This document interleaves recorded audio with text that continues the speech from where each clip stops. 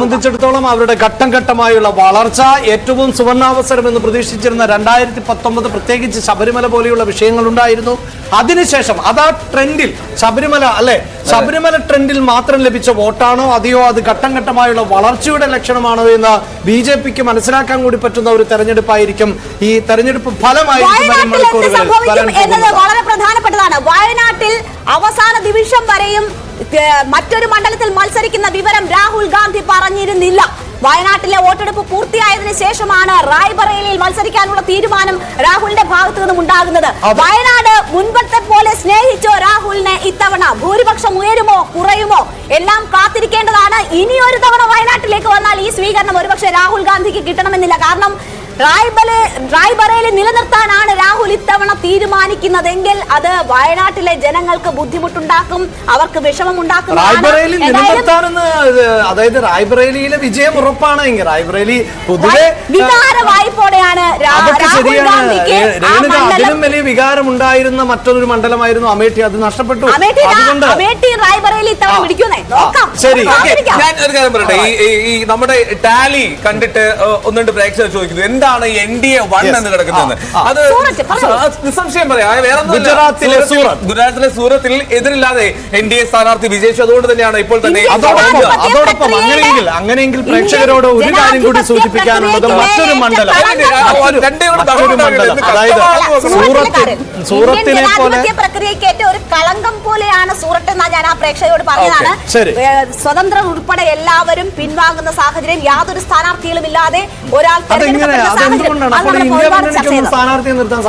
സ്ഥാനാർത്ഥികളെല്ലാം പിൻവലിയുന്നു. അത് എങ്ങനെ ഉണ്ടായി അങ്ങനെ ഒരു സാഹചര്യം? സൂറത്തിലാണ് ഒരു സീറ്റ്, അത് ബിജെപിയുടെ പേരിലായതുകൊണ്ടാണ് NDAയിൽ. അതാണ് ജനാധിപത്യത്തിന്റെ ഒപ്പം ഒരു മണ്ഡലം കൂടി എടുത്തു പറയാം പ്രേക്ഷകരോട്. മൊറാദാബാദിലെ ബിജെപി സ്ഥാനാർത്ഥി അന്ന് 19-ാം തീയതി വോട്ടെടുപ്പ് നടക്കുന്നു, 20-ാം തീയതി സ്ഥാനാർത്ഥി മരണപ്പെടുന്നു. ഒരുപക്ഷെ ഈ തെരഞ്ഞെടുപ്പിന് മുമ്പ് ആയിരുന്നു അത്തരത്തിൽ. അങ്ങനെ സംഭവിക്കരുത് എന്നാണ് നമ്മൾ ആഗ്രഹിക്കുന്നത് എങ്കിൽ പോലും അത് റദ്ദാക്കുന്ന സാഹചര്യമുണ്ട്. പക്ഷേ ഇനി അത് റദ്ദാക്കണോ എന്ന് തീരുമാനിക്കപ്പെടേണ്ടത് വോട്ടെണ്ണി കഴിയുമ്പോഴാണ്. ഈ ബിജെപി സ്ഥാനാർത്ഥിയാണ് മൊറാദാബാദിൽ വിജയിക്കുന്നത് എങ്കിൽ അവിടെ ഉപതെരഞ്ഞെടുപ്പ് വീണ്ടും നടക്കേണ്ടി വരും. കാരണം അദ്ദേഹം മരണപ്പെട്ടു പോയി എന്നുള്ളത് കൊണ്ടാണ്. അങ്ങനെ പ്രേക്ഷകർക്ക് സംശയം മാറിയിട്ടുണ്ടാകും എന്ന് തോന്നുന്നു. NDAക്ക് ഒന്ന് കാണിക്കുന്നത് വളരെ കൃത്യമായി ഗുജറാത്തിലെ സൂറത്തിൽ എതിരില്ലാതെ തെരഞ്ഞെടുക്കപ്പെട്ട വ്യക്തി ആണ് എന്നത് പ്രേക്ഷകരെ ഒരിക്കൽ കൂടി ഓർമ്മിപ്പിക്കുന്നു. എന്തായാലും അല്പസമയത്തിനകം നമ്മുടെ കളങ്ങൾ നിറഞ്ഞു തുടങ്ങും. അതാകട്ടെ ദേശീയ തലത്തിൽ കേരളത്തോടൊപ്പം അതിവേഗമായിരിക്കും നമുക്ക് ദേശീയ തലത്തിലുള്ള ഇൻപുട്ട് കൂടി നൽകാൻ സാധിക്കുക. അതിന് കാരണം ആവർത്തിച്ചു പറയുന്നു, ഞങ്ങൾക്ക് എല്ലാ സംസ്ഥാനങ്ങളിലും നെറ്റ്വർക്ക് ഉണ്ട്. അവിടെ ഓരോ ടേബിളിലും കേരളത്തിൽ എപ്രകാരമാണോ ഓരോ ടേബിളിൽ നിന്നുമുള്ള ഇൻപുട്ട് എത്തുന്നത് അതുപോലെ 542 മണ്ഡലങ്ങളിൽ നിന്നുമുള്ള ഇൻപുട്ടുകൾ ഞങ്ങൾ പ്രേക്ഷകരിലേക്ക് ഏറ്റവും വ്യക്തതയോടെ കൃത്യതയോടെ എത്തിക്കും. ഓക്കെ, സമയം 7:33. അതായത് 8 മണിയാകാൻ ഇനി കേവലം എത്ര മിനിറ്റ് ആണ്? 27 മിനിറ്റ്. 27 മിനിറ്റ് ആണ് ഇനി ബാക്കിയുള്ളത്. കേരളത്തിന്റെ രാജ്യത്തിന്റെ വിധിയെഴുത്ത് എന്താണ് എന്നറിയാൻ നമ്മൾ കേരളത്തെ പറയുന്നത് നമ്മൾ വളരെ ആകാംക്ഷയോടെ ഈ കേരള രാഷ്ട്രീയം ഉറ്റുനോക്കുന്നു എന്നുള്ളതുകൊണ്ടാണ്. രാജ്യത്തുടനീളം ഉള്ള വോട്ടെണ്ണൽ കൃത്യം 8 മണിക്ക് ആരംഭിക്കും. തത്സമയം അപ്പോൾ ഈ സ്ക്രീനിൽ നിങ്ങൾക്ക് കാണാൻ കഴിയും. ന്യൂസ് 18 കേരളത്തിൽ തുടരുക. കാരണം അത് കൃത്യമായിരിക്കും, ആധികാരികമായിരിക്കും. ഇവിടെ ഒരു തെറ്റ് സംഭവിച്ചു എന്ന് നാളെ നിങ്ങൾക്ക് പറയേണ്ടി വരും. തീർച്ചയായും തെരഞ്ഞെടുപ്പിന് മുൻപ് നമ്മളുടെ ഷെയർ മാർക്കറ്റിൽ വലിയ പ്രതീക്ഷകൾ ഉണ്ട് എന്ന വിവരങ്ങൾ വരുന്നുണ്ട്. അത് ഇന്നലെ ആരംഭിച്ച കുതിപ്പാണ്. അത് മോദിയല്ല, ക്ഷമിക്കണം, അമിത്ഷായാണ് അത്തരത്തിൽ. അതായത് ഷെയർ മാർക്കറ്റിൽ ഇനി ഉണ്ടാകാൻ പോകുന്നത് വലിയ കുതിപ്പായിരിക്കുമെന്ന് ഏതാനും ദിവസങ്ങൾക്ക് മുമ്പ് പറഞ്ഞതാണ്. അത് അക്ഷരാർത്ഥത്തിൽ 8 മണിക്ക് ശേഷമുള്ള ട്രെൻഡ് എന്നനുസരിച്ചിരിക്കും നമ്മുടെ ഷെയർ മാർക്കറ്റിലെ മാർക്കറ്റ് മുകളിലേക്കാണോ താഴേക്കാണോ എന്നറിയാൻ. ഒരു അസ്ഥിര ഗവൺമെന്റ് എന്നൊക്കെയുള്ള ഒരു സൂചന വന്നാൽ ഇപ്പോൾ റെക്കോർഡ് ഹൈറ്റ് ആയിരിക്കുന്ന ഷെയർ മാർക്കറ്റിൽ അത് വലിയ ഇടിവുണ്ടാക്കാൻ സാഹചര്യവും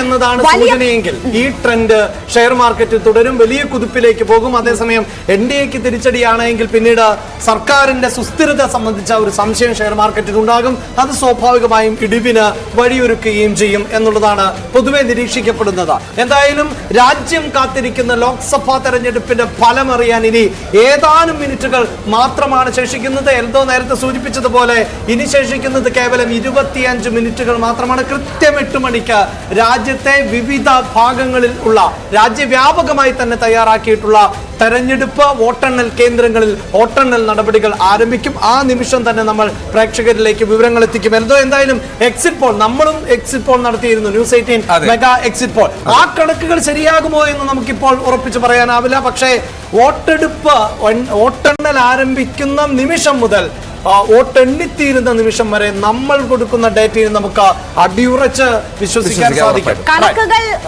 പെരുപ്പിച്ച് കാണിക്കുന്ന ശീലം ന്യൂസ് 18 പണ്ട് മുതൽ തന്നെ ഇല്ല. കൃത്യമായ കണക്കുകളായിരിക്കും സ്ക്രീനിൽ ഉണ്ടാവുക. ഒരു ഘട്ടത്തിലും മുകളിലേക്ക് പോയി പിന്നീട് തിരിച്ചിറങ്ങേണ്ടുന്ന സാഹചര്യം ന്യൂസ് 18 സംബന്ധിച്ചുണ്ടാകില്ല. കൃത്യമായ കണക്കുകൾ കൃത്യതയോടെ പ്രേക്ഷകരിലേക്ക് എത്തിക്കുക എന്നതാണ് കേരളത്തിന്റെ ദേശീയ ചാനലായ ഏറ്റവും കൂടുതൽ നെറ്റ്വർക്ക് രാജ്യത്തുള്ള ന്യൂസ് 18 ലക്ഷ്യമിടുന്നത്. അതിനുള്ള സജ്ജീകരണങ്ങളെല്ലാം ഒരുങ്ങിയിരിക്കുന്നു. സ്ക്രീനിൽ ഏറ്റവും മുകളിൽ കേരളത്തിന്റെ ലീഡ് എത്ര, 20-ൽ എത്രയിടത്ത് LDF, എത്രയിടത്ത് UDF എന്ന് ഒറ്റ നോട്ടത്തിൽ നിങ്ങൾക്ക് കാണാൻ കഴിയും.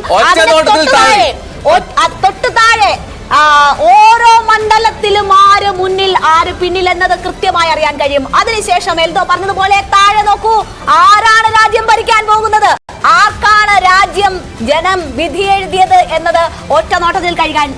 ശരി, എന്തായാലും രേണുക, ദിവസങ്ങൾക്ക് മുമ്പ് തന്നെ നമ്മുടെ ന്യൂസ് റിപ്പോർട്ടർമാർ കളത്തിലിറങ്ങിയതാണ്. അവർക്ക് വിശ്രമമില്ലാത്ത ദിവസങ്ങൾ ആയിരുന്നു. നമ്മൾ കേരളത്തിലേക്ക് തിരിച്ചു വരുമ്പോൾ വിവിധ റിപ്പോർട്ടർമാർ ഇതിനോടകം തന്നെ ഒരുക്കങ്ങൾ പറഞ്ഞു കഴിഞ്ഞിട്ടുണ്ട്. അവർ തന്നെയാണ് ഇനിയുള്ള ഇൻപുട്ടുകൾ പങ്കുവെക്കേണ്ടത്. അതിന് നമുക്കിനി ഇടുക്കിയിലെ പ്രിൻസ് ഉണ്ട്. പ്രിൻസ് എന്താണ് നൽകുക എന്ന് നമുക്ക് നോക്കാം. ഇടുക്കിയിലെ സാഹചര്യം എന്താണ്, ഇടുക്കിയിൽ നിന്നുള്ള ഒരുക്കങ്ങളുടെ കഥ, ഇടുക്കിയിലെ പ്രതീക്ഷകൾ, ഡീന്റെ തുടർച്ചയോ അതോ ജോയ്സ് ജോർജ് ചിരിച്ചെത്തുമോ നോക്കാം. പ്രിൻസ് എന്ത് പറയുന്നു? ഇടുക്കിയിൽ വോട്ടെണ്ണൽ നടക്കുന്നത് പൈരാവ് MRS സ്കൂളിലാണ്. രാവിലെ 7:30 തന്നെ നടപടികൾ ആരംഭിച്ചു. 8 മണിയോടെ തപാൽ വോട്ടുകൾ എണ്ണിത്തുടങ്ങും. 8893 തപാൽ വോട്ടുകളാണ് ഉള്ളത്. ഇതിനുശേഷമാവും EVM വോട്ടുകൾ എണ്ണിത്തുടങ്ങുക.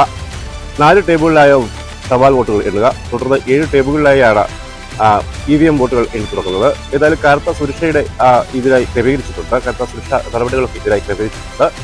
ഈ EVM വോട്ടുകൾ എണ്ണി തുടങ്ങിയ ശേഷം മാത്രമാവും VVPATകളും എണ്ണിത്തുടങ്ങുക. അതിനുശേഷമാവും അന്തിമ ഫലം ഉണ്ടാവുക. ഏതായാലും വലിയ പ്രതീക്ഷയിലാണ് ഇരു മുന്നണികളും. ഇടുക്കിയിൽ ഡീൻ കുര്യാക്കോസും ജോയ്സ് ജോർജും തമ്മിലുള്ള 3ാം അംഗമാണ് ഇത്തവണ നടന്നത്. 2019 ഡീൻ കുര്യാക്കോസ് കറുത്ത ഭൂരിപക്ഷത്തിലായിരുന്നു വിജയിച്ചത്. എന്നാൽ ഇത്തവണ പോളിംഗ് ശതമാനം കുറഞ്ഞത് വലിയ ആശങ്കയുയർത്തുന്നുണ്ട്.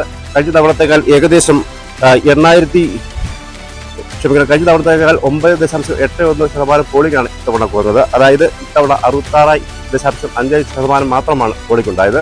ഇടുക്കിയുടെ ചരിത്രത്തിൽ ഏറ്റവും കുറവ് പോളിംഗ് രേഖപ്പെടുത്തിയിരിക്കുന്ന 2ാമത്തെ തെരഞ്ഞെടുപ്പ് കൂടിയാണ് ഇത്.